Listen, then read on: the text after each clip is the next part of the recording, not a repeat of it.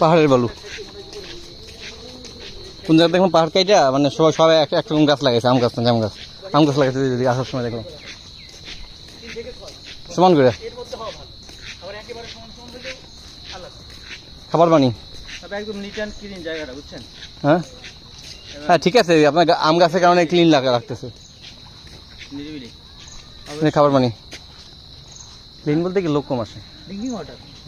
আপনি যদি রমনায় যান ভাই, রমনা এখন যে সুন্দর করছে, এই যে ব্রিজ আছে এত সুন্দর ব্রিজ করছে, এই নতুন ডাইরেক্ট পানি।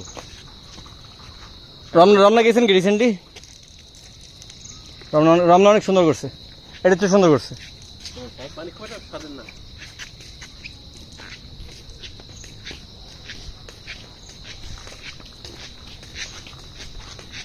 ওই সিঁড়ি দিয়ে নামতে হবে নাকি? ওইদিকে তো যাবো না, আমরা এদিকে চলে যাবো, আমরা চলে যাবো, চক্কর দিয়ে চলে যাবো। দেখার কিছু নাই। না তুই আসলে কিছু নেই।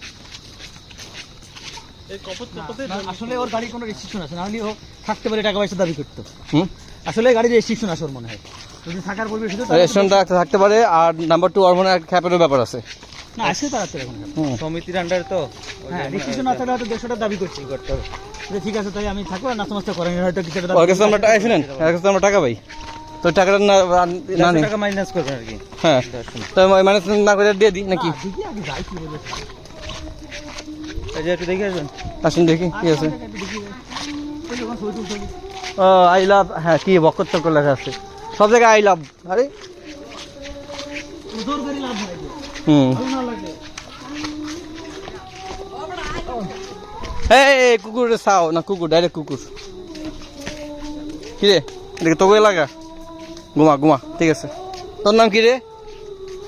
কিরে